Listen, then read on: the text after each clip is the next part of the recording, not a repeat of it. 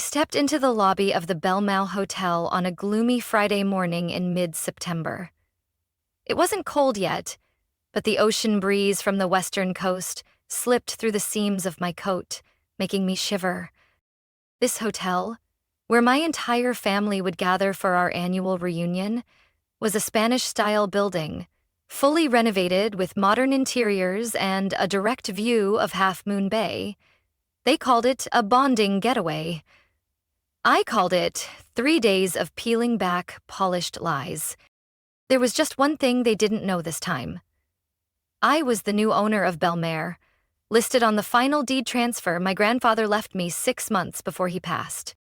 My grandfather, Charles Whitmore, wasn't the affectionate type, but he was the only one who ever looked at me without comparing me to someone else.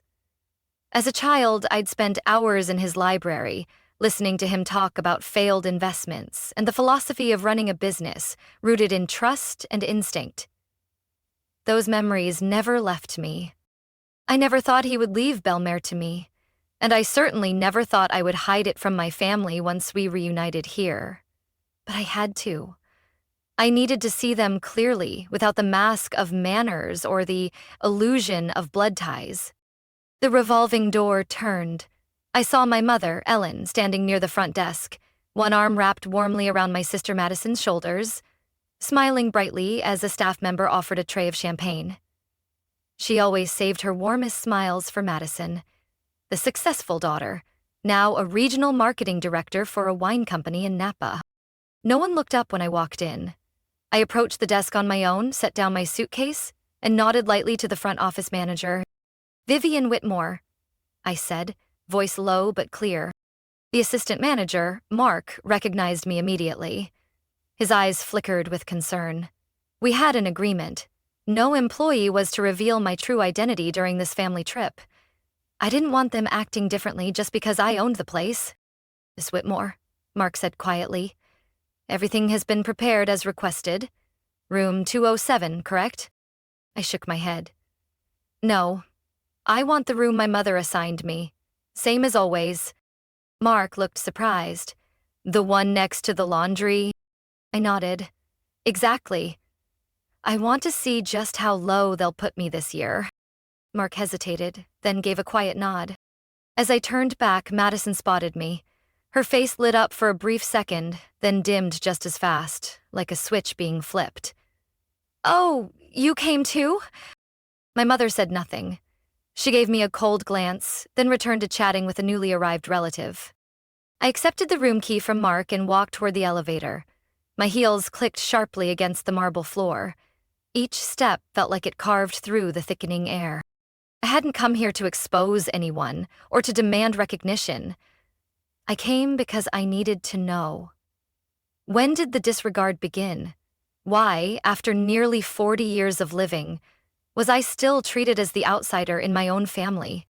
And to find that answer, I was willing to stay in the room beside the laundry, sleep under a ceiling that trembled from water pipes, eat breakfast alone behind a decorative column. Not because I didn't have a choice, but because this time, I was the one watching. Room 116 sat at the far end of the first floor, wedged between the storage room and the employee laundry. When I opened the door, I wasn't surprised. The beige walls were chipped, the small window faced the parking lot, and the industrial dryers next door roared like jet engines.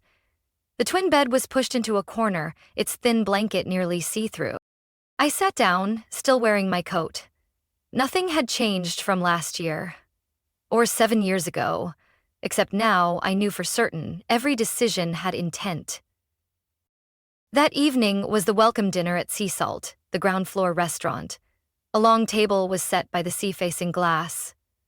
My mother took the central chair next to her new husband, Ken, and Madison, wearing her signature white off-shoulder dress, makeup flawless like she was prepping for a live segment. I arrived right on time. As I entered, I saw my cousin Natalie frown, then quickly turn away. One seat remained, partially hidden behind a decorative column, so far from the rest that I had to lean to hear anything. I said nothing, just walked over and sat down. My mother cleared her throat. "Let's begin. I hope everyone enjoys these 3 wonderful days at Belmare, especially Madison, our newly appointed Western Regional Director. Applause echoed. I clapped too, lightly and politely. Madison raised her glass. Thank you, Mom. And thank you all.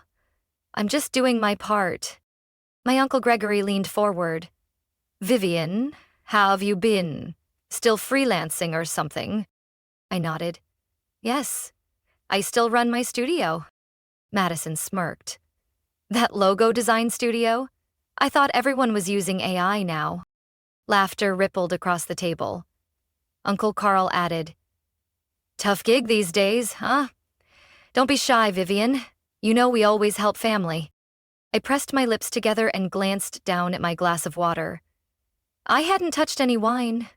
Not for moral reasons, but because I needed a clear head. Natalie turned to Madison, deliberately loud. Did you see that new branding portfolio? The one for the fashion house in Soho? Incredible. Whose work is that? Madison asked, disinterested. Bluefinch Agency. New name, but super professional. I almost laughed. Bluefinch was my studio. But I didn't say a word. They'd never guess that was even a possibility. Just then, Chef Raymond appeared at the table in his crisp black uniform. He stopped in front of me and gave a slight bow. Miss Vivian, did the salmon salad meet your preferences this evening? I looked at him and smiled. Perfect. Thank you, Raymond. A brief silence followed. Madison stared at me. You know the chef here? We've worked together once or twice, I said calmly. No one asked more.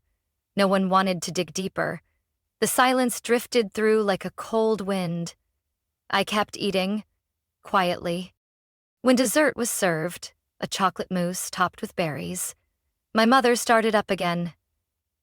Madison, remember to bring your marketing team to the event in New York next year. And Vivian, you're still working from home, right? I nodded. Mostly, yes. She gave a dry smile. Maybe that's a good thing. Saves money on office rent. Madison crossed her arms. You should think about switching careers. That little studio probably brings nothing but stress. I looked at my sister, not angry, not surprised. That same tone 10 years ago, when I dropped out to pursue design, when I turned down a job at Dad's friend's firm, when I chose to make it on my own. I pushed my dessert fork aside and stood up. I'm going out for a bit. Stepping out of the restaurant, I looked toward the ocean. Waves crashed against the breakwater, powerful, cold. I woke up at 6 a.m. the next morning to the roar of the industrial dryer next door. Morning light filtered through the too short a curtain, casting a pale beam onto a chipped wooden chair. The room still felt as cramped as my memories, but this time, I didn't feel angry. I got dressed, tied my hair up, and left before the alarm rang. The hallway was still empty. Old, still life paintings hung on the walls like time had no intention of interfering. On the way to the first-floor cafe, I ran into Savannah, the morning shift barista. The young redhead had once interned under my grandfather and was now a full-time staff member. When she saw me, she stepped away from the grinder and gave a slight bow. Good morning, Miss Vivian. I made your almond latte just the way you like it. I kept a slice of banana bread warm in the covered box, if that's okay. I glanced around. The hallway was still empty, then nodded gently. Savannah, can we keep it casual, like I'm just a guest? She blushed. I understand, but truthfully, it's hard for the staff to pretend you're not important. I smiled, took the hot coffee, and left without another word. On the lid, she had drawn a small finch, the logo I designed for my own studio. After breakfast, the family split into 2 groups, one for the vineyard tour, the other for morning meditation at the spa. I claimed a headache and slipped away, heading to the 4th floor, where my grandfather's private office used to be. The dark wood door with the carved wolf crest, the Whitmore family symbol, was still there. I used a personal key, opened it, and stepped into the familiar space. Sunlight streamed through the tall window facing the ocean. Gray velvet chairs, old filing cabinets, the black marble desk, all still polished daily. On the desk sat a silver-trimmed wooden box. Inside were old maps, unfinished documents, and my grandfather Charles's personal journals. I was reading a section where he wrote about his son-in-law and grandson-in-law trying to pressure him into selling the hotel below market value, when there was a knock on the door. I quickly closed the journal. The door creaked open and Madison peeked in. "What are you doing in here?" she asked, suspicion thick in her voice. "Just looking around. You know I used to spend time here as a kid." Madison stepped in, her eyes scanning the room. "Weird. I tried to come in yesterday, but the staff said only authorized people are allowed." I shrugged. Maybe they were mistaken. I spoke to Mark. He said I just needed to let them know. Her brows furrowed. "You know Mark personally?" I smiled. "I know a lot of people.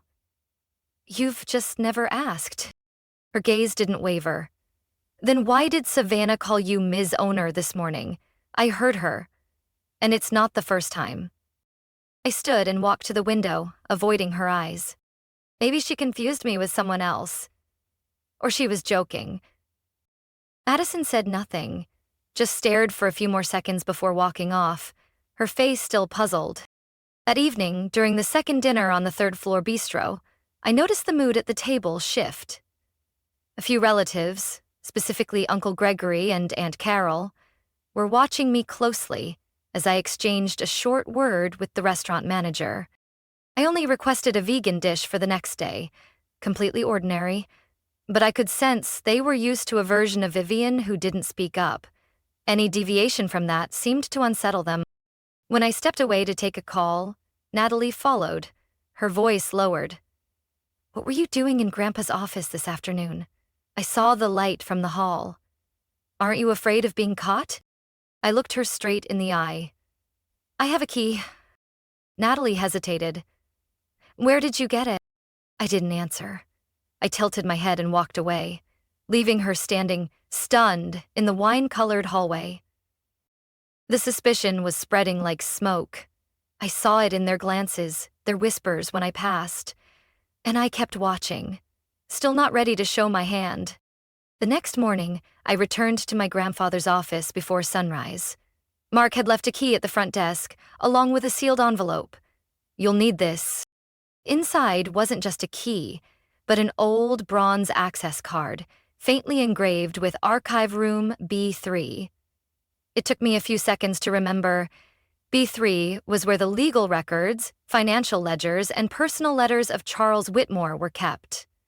No one in the family had ever been allowed in, except his private legal advisor. The service elevator only worked with a card. I stepped inside, heart pounding, as the pale overhead light reflected off the metal filing cabinets lining the archive's walls. About 10 minutes later, I found a Navy Moon file box labeled Family Correspondence 2004-2018. Inside were dozens of handwritten letters, printed emails, and a few photocopies of contract drafts, all sorted with sticky notes marked with the sender's name. I flipped through the folders until I spotted a stack labeled E. Whitmore, Personal. E. Whitmore, that was my mother. I opened the first letter, dated July 15th, 2011. The handwriting was sharp, unmistakable. "Dad, I think you're spoiling Vivian too much. She's not fit to carry on the family's legacy. She's unrealistic, with no clear direction. She lives in a fantasy of art, and yet you keep insisting she has potential. That's not potential, that's irresponsibility." I froze. My hand trembled as I moved to the next letter, dated 2 years later. "If you continue letting Vivian access business documents, I fear the rest of the family will lose trust. You need to be transparent. Legacies should go to the one who deserves it, not just the one you love most." I didn't know how many letters I read. They were painfully similar, calculated logic, cold language. My mother had spent years writing to my grandfather, convincing him that I was unworthy, incompetent, untrustworthy.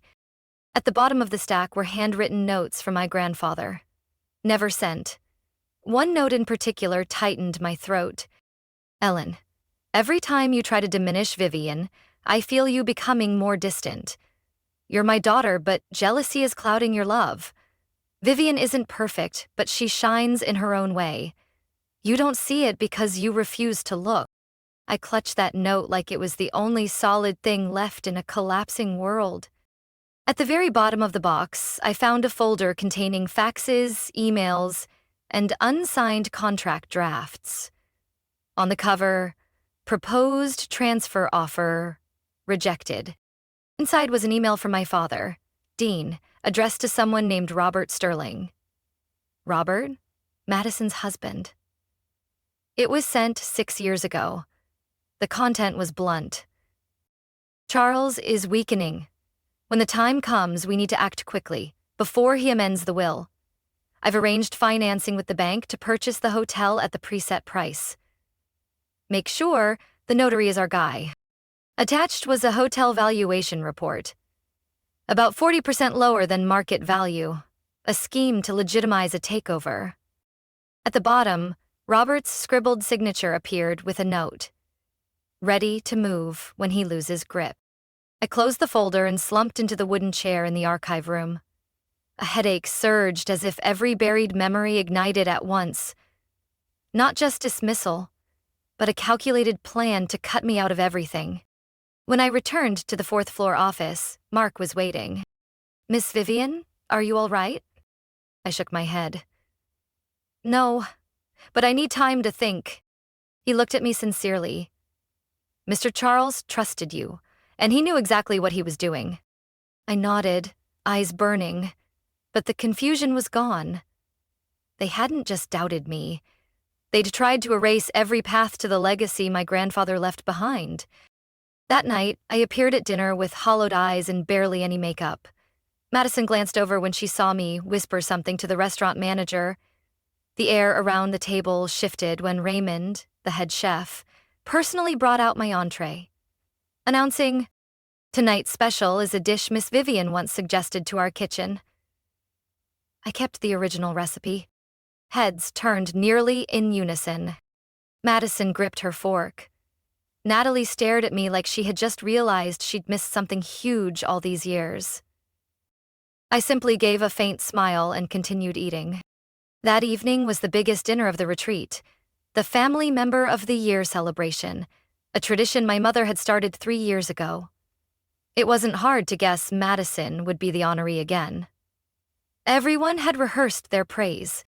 The Belmare's grand banquet hall was adorned with white flowers edged in gold, and light from crystal chandeliers danced across satin-covered tables. I walked in wearing a minimalist black dress. No gems, no frills, just a soft silk ribbon tied at my wrist. A silent reminder I no longer needed anyone's permission to be present. Madison stood beside my mother at the head of the table, holding a wine glass. "Thank you all for coming, and thank you, Mom, for always believing in me," she said in the polished tone she used for company presentations. I sat at the far end of the table, like always, but this time I could feel more eyes on me than ever. There was unease now, perhaps because I wasn't as silent as they remembered. The meal unfolded amid rehearsed laughter. People discussed Madison's upcoming trip to Europe, Uncle Carl's third home in Florida. Then suddenly, from the middle of the table, Natalie spoke up, no longer sounding politely cheerful. "Vivian, I saw you coming out of the fourth-floor office this afternoon. Grandpa Charles' room. I thought that place was closed." The table paused. I set down my glass. "I have the key." Natalie blinked. "Wait, why would you even have—" Madison cut her off. Probably asked a staff buddy again. "Don't make it a big deal." I turned to my sister, voice steady. "No need to ask anyone. I have legal access to every part of this hotel." My mother's expression hardened. My father leaned forward slightly. Robert, Madison's husband, looked ready to object, but Natalie jumped in, visibly shaken. "Hold on, are you saying you have some kind of role here?" Silence. I took a deep breath. "Actually, I'm the owner of Belmare." The wine glass in my mother's hand froze midair. Madison let out a sharp laugh. "There you go again, spinning your little fairy tales." It's not a story, I said, my voice even. Grandpa left the hotel to me through a trust. I've been the legal owner for 6 months. Ridiculous, Robert snapped. If that's true, why have you been staying next to the laundry room? To see how far you all would go, I replied flatly. For 38 years, I've been cast as the unqualified one. Because I didn't do marketing, didn't get an MBA, didn't live up to the mold my mother designed, I said, turning to my father, then to Robert, and because I wasn't the kind of pawn this family hoped I'd be. Robert went pale. I continued, my studio, Bluefinch, serves clients across 3 continents. We have 30 employees and made nearly $3 million in revenue last year, with a profit margin over 25%. And yet, I've never once heard anyone in this family ask me about it. Not once. My mother still hadn't spoken. Her gaze was vacant. Madison exhaled, visibly disbelieving. I leaned forward slightly. Mom, you wrote more than 10 letters to Grandpa, insisting I wasn't fit to inherit. I read every word. And Dad, I saw the email you and Robert sent, offering to buy this hotel for 40% under market value right before Grandpa passed.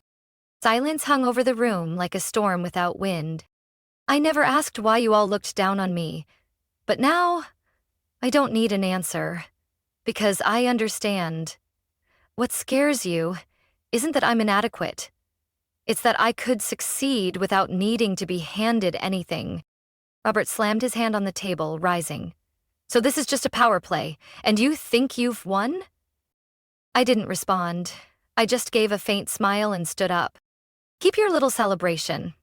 I don't need a seat of honor. Because in the end, truth doesn't need a pretty chair to be heard. The atmosphere was still heavy when the door at the far end of the room suddenly opened. A sharply dressed older man entered, carrying a dark brown leather briefcase. I turned to him, nodding slightly. Everyone, I said, addressing the room. This is Mr. Peter Langford, my grandfather's personal attorney for nearly 30 years. He's here today, under the instructions outlined in a sealed provision of the trust, which was to be opened on the 6th day after the entire family gathered at Belmare. Mr. Langford quietly opened his briefcase and removed a large envelope and a set of neatly bound documents. Thank you, Miss Vivian, he said, before turning to face my family. As stipulated in the final clause of Charles Whitmore's will, I am required to present the asset transfer documentation and read aloud a personal letter handwritten by Mr. Whitmore to be revealed precisely at this moment. He opened the file and pulled out the first legal document. The Belmare Hotel was transferred into the Whitmore Legacy Fund on April 12th of last year. The sole beneficiary is Vivian Whitmore. No conditions. No shared ownership. No co-management. I didn't turn to look at my family. I simply listened and felt the subtle shifts in the room. A glass hastily set down, a chair scraping, someone swallowing hard on the right. Mr. Whitmore bequeathed full operational control, asset rights, and brand authority of Belmare to Vivian, Mr. Langford continued. But more importantly, he left behind a final letter he asked me to read to all of you today. He opened the thick envelope and carefully removed 3 handwritten pages. To my family, if you're hearing this, it means Vivian has officially assumed stewardship of Belmare. And I hope that by now, you're ready to listen, not just with your ears, but with your hearts. In my final years, I saw what was happening to this family. I saw the rivalry, the judgment, the quiet cruelty wrapped in polite smiles. I watched you spend so much time comparing each other that you forgot every person carries their own worth. I looked at my mother. Her eyes hadn't left the page, but her hands had gripped the armrest tight. I didn't choose Vivian because she's the most accomplished. I chose her because she's the only one who treated everyone with sincerity, even when it wasn't returned. She holds something most of us have lost: patience and unconditional kindness. My mother lowered her gaze. I saw her shoulders subtly tremble. Ellen, you are my daughter. I never stopped loving you. But I couldn't ignore how you cast aside your own child simply because she didn't match your expectations. Love is not pressure, and it's never denial. Silence blanketed the room. No clinking utensils, no forced laughter, no whispered side comments. Stephen Roberts, I knew exactly what you tried to do in my final months. I'm not angry, but your actions only confirmed that Vivian is the only one capable of protecting this place without putting profit above principle. Robert sat frozen. My father lowered his head. Belmare isn't just property. It's a legacy of trust. Anyone can buy a title, but not everyone deserves to be a guardian. Vivian, if you're hearing this, don't let them make you doubt yourself ever again. You don't have to shout to prove your worth. You only need to keep being you. Mr. Langford's voice softened as he read the final line. I gave you Belmare not because you needed it, but because this family needs you. Lead them into the light, if they're still willing to follow. Father and grandfather, Charles Whitmore, couldn't hold it in. My chest felt tight as I listened to each final word. Not because I wanted them to know I was right, but because, for the first time, I no longer felt alone in this family. Madison bowed her head. Natalie whispered something to her husband, her eyes still red. My mother still stood in front of me, eyes rimmed with pink, no longer cold, no longer shielded by pride. Just a 62-year-old woman struggling to face the mistakes that had silently fractured our relationship for nearly 4 decades.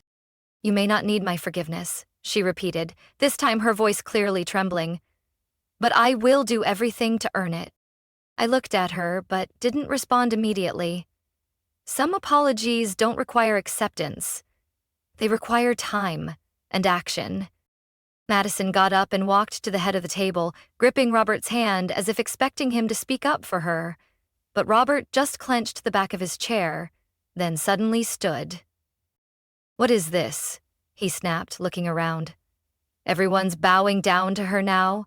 The same woman who was written off as a failure suddenly becomes a saint because she held on to a trust document? I didn't flinch. I met his eyes, calm and steady. Robert let out a sharp laugh. I invested over a year preparing to take over Belmare. You have no idea what I was building, Vivian. Don't think a few lectures on morality qualify you to run a hotel. I never thought that, I said. But I do believe running a hotel requires integrity.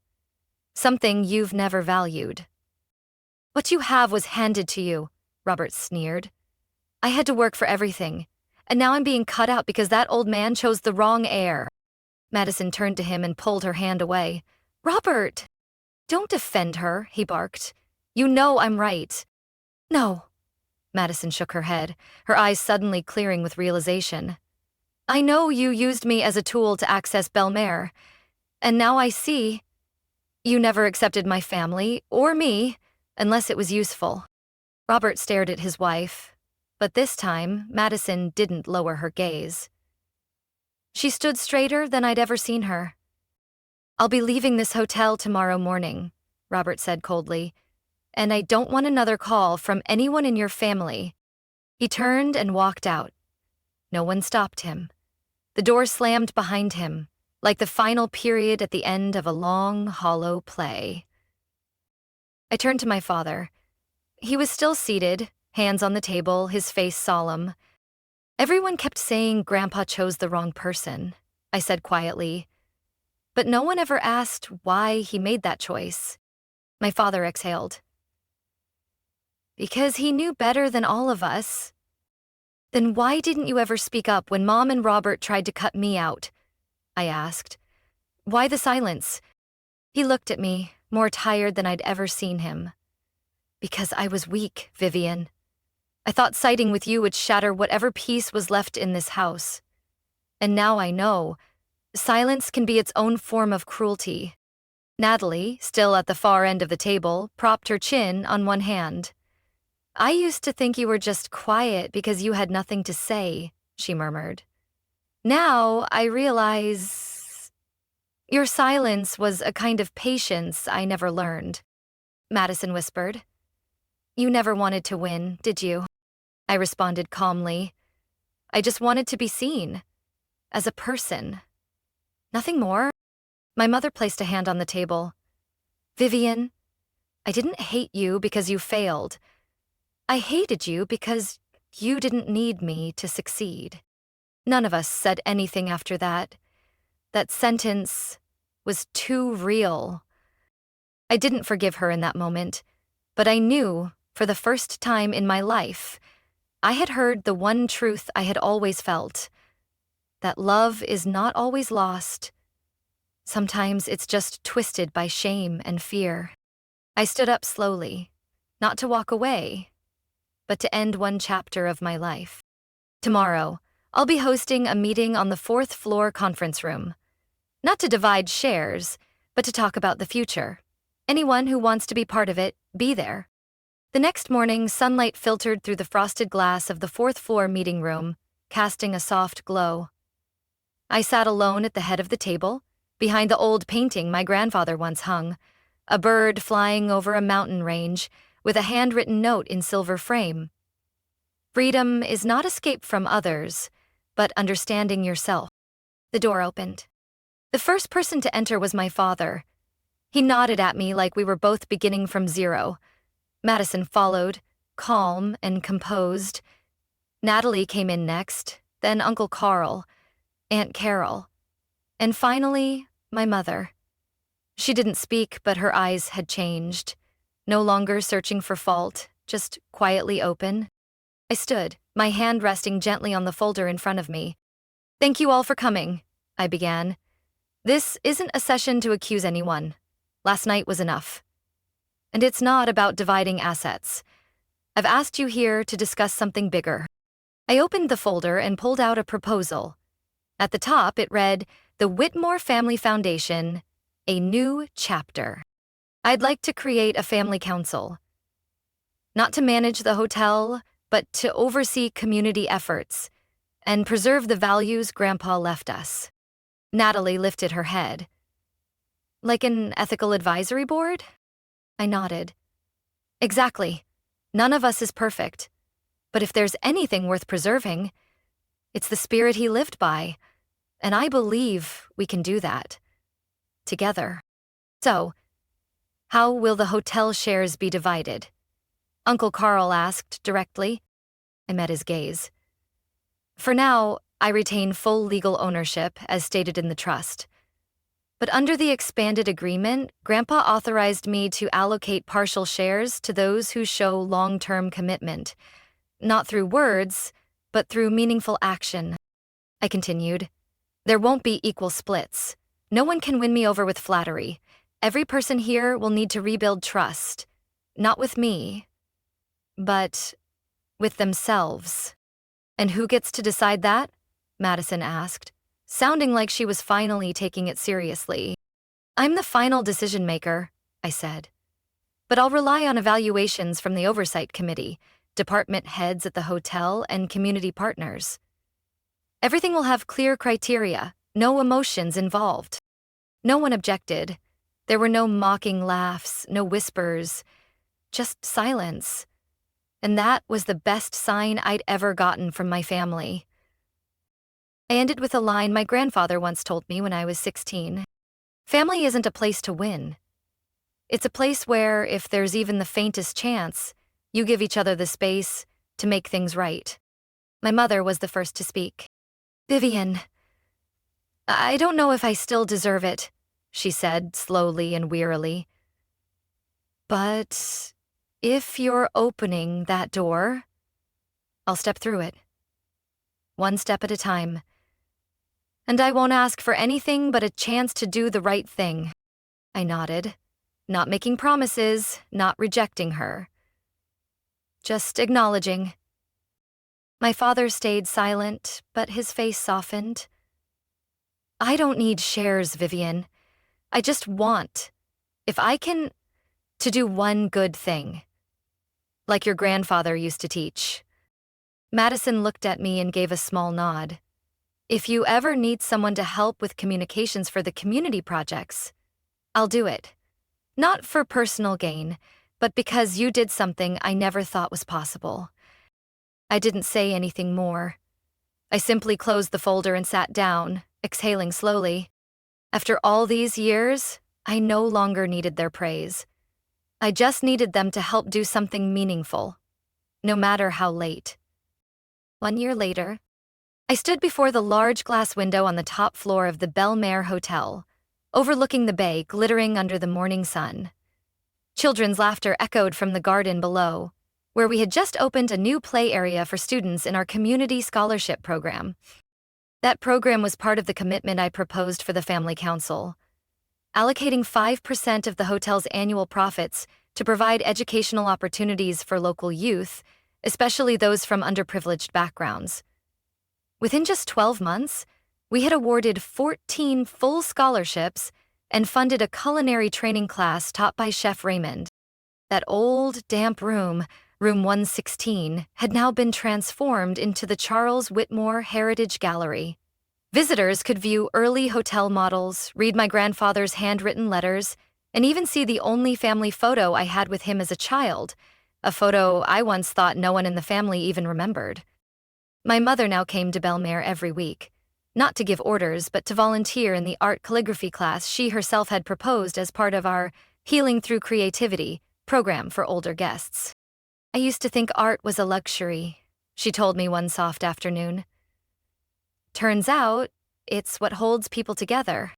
Madison, once the life of every party, had become the head of communications for Belle Mer's social responsibility initiatives. She didn't talk much about Robert anymore. Their divorce had happened quietly a few months after the day he left the hotel. One evening, Madison came to my office holding a draft of a new logo for the scholarship program. "I think it's time Belle Mer had a symbol that reflects what it truly represents now," she said. "Not just luxury, but opportunity." I looked at the design. It was an image of a bird spreading its wings, with a subtle line beneath, "Rise quietly, rise truly." My father, once a businessman who only spoke in numbers, was now leading a start-from-scratch entrepreneurship group for local young people. He taught them how to write business plans, seek funding, and recover from failure. "Every time I talk about my own mistakes, I feel closer to your grandfather," he told me during one of our council meetings. As for Roberto, he returned, not to apologize right away, but to ask, "For a job?" "I know I don't deserve it," he said, "but if you believe Belle Mer is about second chances, I want one."